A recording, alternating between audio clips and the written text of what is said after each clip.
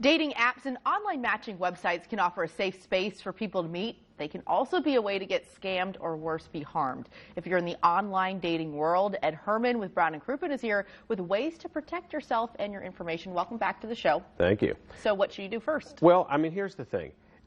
Online dating is a great thing. It gives you an opportunity in a very safe space in your home to screen a lot of people, to get to know everything you want to know about people before you actually meet them. That's the upside. The downside is about how you control your own information. You know, in the old days, maybe you'd meet somebody in a bar or a club, give them your phone number, but that's pretty much all they knew about you. They didn't know where you lived, they may not know your last name, they didn't know where you worked. Nowadays, in the digital world, that information is pretty easy to find, and so it's a little scary. First thing you should do is actually Google yourself. See what comes up when somebody Googles you, and recognize that that information will be available to anybody searching for you. It's already out there. It's there, but you can try to start limiting it. What you want to do when you create a digital profile for dating sites is you want to really limit the amount of information you share. Maybe you share your first name, but you definitely don't share your last name.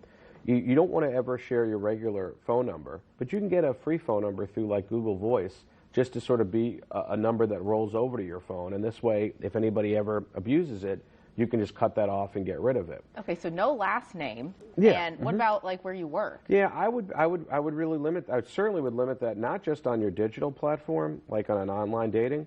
You may even want to limit that on a first or second date until you know you want to progress with somebody, because the more you let somebody in your life, the harder it is to get them out of your life if you want them out of your life.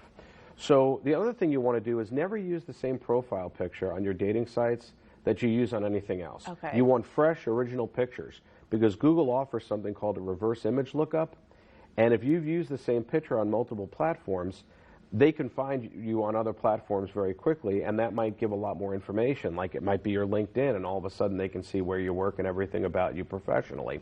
So keep everything you do on the dating website solely for their purposes. The pictures, the information. Keep it fairly limited. You're not there to tell the book on your life. So you Google yourself, and of course you Google them too. Yeah, well, you Google them, and not just Google them. I would suggest, especially for women, in Missouri we have something called CaseNet. They have an equivalent over in Illinois where you can actually do a little background check on this person. Obviously what you're looking to avoid are people with violent backgrounds. They might be people that are in the middle of, that are still technically married. Maybe they're in the middle of a divorce, but it may not be a situation you want to get yourself involved in. You may see things like unpaid child support. You may see drinking. Lots of red flags. Yeah, yeah. And then look, I'm not here to judge anybody, but you should have all the information at your disposal, and then you can decide what you're comfortable with and what you're not comfortable with. Wow. Well, thanks so much. Such an interesting topic. Oh, we could talk about it for an hour, but you know, the show's only half hour. If you need legal advice, give the experts at Brown and Crouppen a call at 314-222-2222 or visit them online at getbc.com. You may not know this, but Brown and Crouppen also has a pretty impressive YouTube channel. Just search Brown and Crouppen on YouTube. We'll be right back.